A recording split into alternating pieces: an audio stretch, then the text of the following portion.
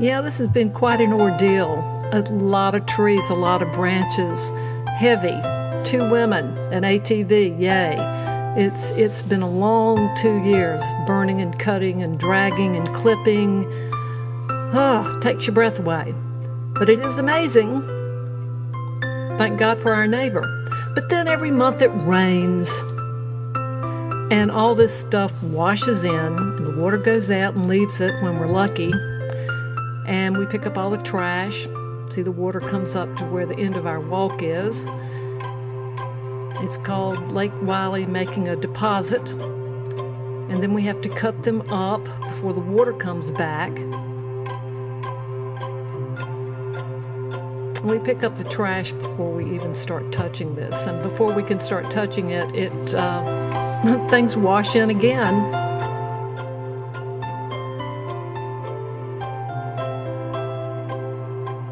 Oh boy, more trees, stumps, and you just can't really see all the garbage we haven't managed to get to, all the bottles. And this stuff starts getting stuck out there because of the plants, and that traps logs and trash, and sometimes we have to get a chain to wrap around the logs and drag them in. But you can't get an ATV down there when it's muck, and it's like muddy quicksand. Ugh. You know, that if I had a nickel for every time I've leaned over to pick something up.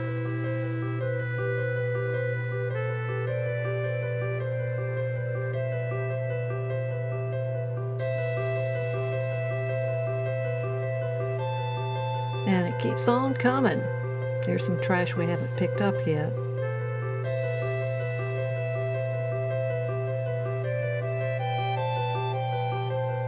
It's always hidden behind or under or around something, like this ball. And the bottles sitting on top, people think that they sink when they fill them with water, that they will sink to the bottom and no one will ever know that they sunk a bottle. Well, they float up. And they float up ultimately in our front yard.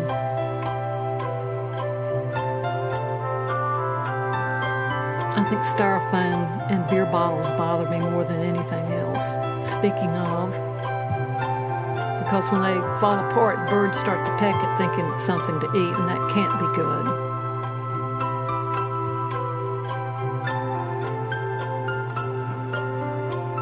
And as good stewards of our property.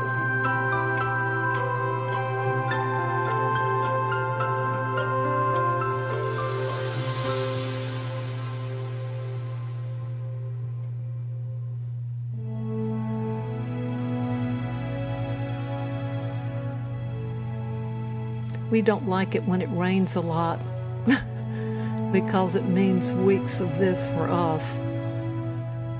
Pardon, it usually means months of this for us. You can't get out there in a weekend and clean all this up.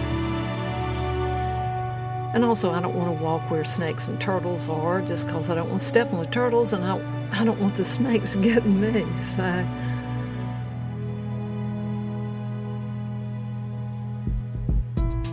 what a mess.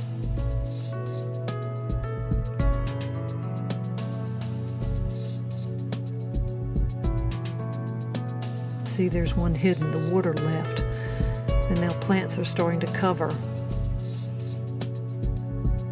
And that will have to be sawed up and burnt because they're too heavy to move and lift.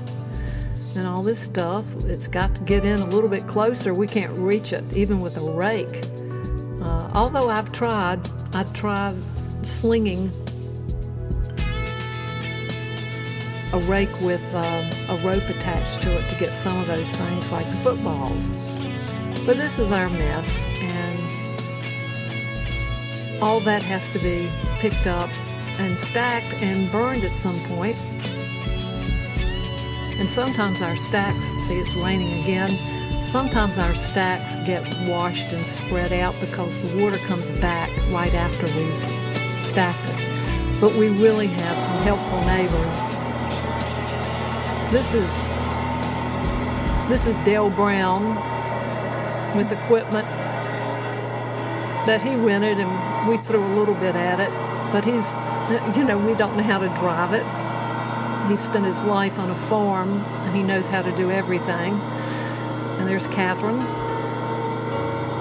And we've been trying again for 2 years to move the biggest tree stump in the world up by our house. And maybe this is a good time to let everyone know that our insurance company got an estimate with all the trees that I really haven't shown you, that it would have cost $14,000 to do what we've done in 2 years because it was dangerous. Because we're on a hill and all these trees were laying over this walk, and this is just the final remains.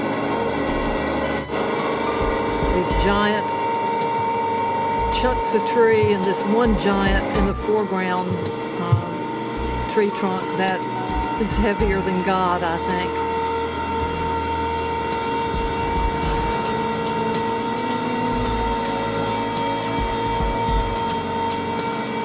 I tell you, you couldn't pay a neighbor to do this.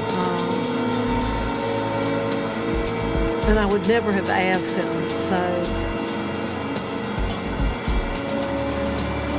they're just good people.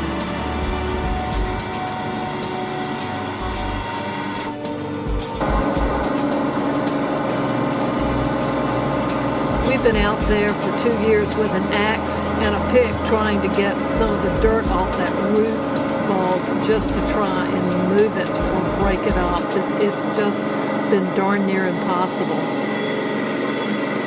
And even with this equipment, you can tell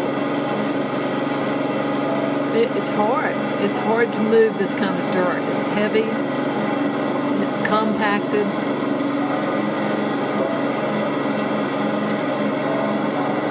Yes, Dale knows his way around equipment.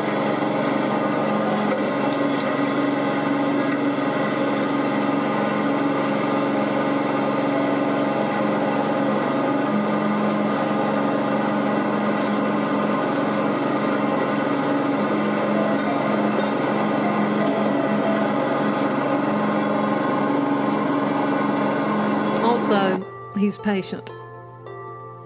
And there we have it. It looks skinny now, but it took up that whole mud-flapped area. And we've got stacks thanks to the neighbors again who helped do that. And see that stack right there? That's going to be the one we end up burning first. And there's where the tree root was. Jeez, forgotten what it looked like. It's had a tree on it so long. We do start the pile on the right because it's the biggest and things are still wet because it's been raining so much. Thank goodness it didn't rain while we were doing this. So we started this one. You see where the water is? And there's our other pile. You can use kerosene or diesel. I think in this case we're using diesel because it's like $1.60 cheaper a gallon, and what the heck. And we always call and get a fire permit when we do this, just for the record.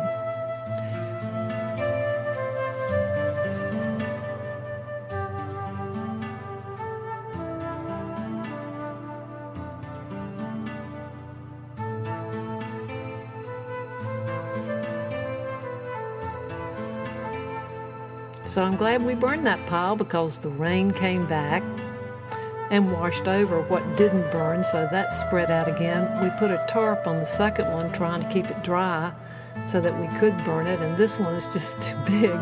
It will end up being last, and then of course it rains again. This is shot over a couple of days.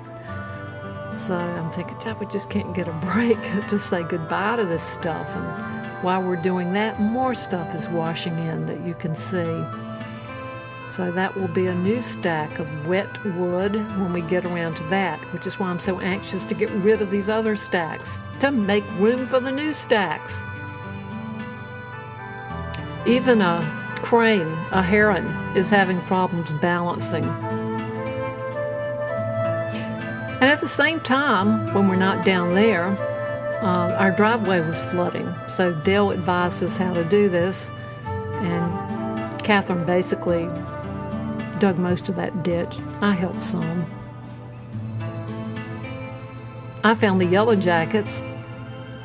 I put the fan up. I brought all the tools up. I plugged everything in. Anyway,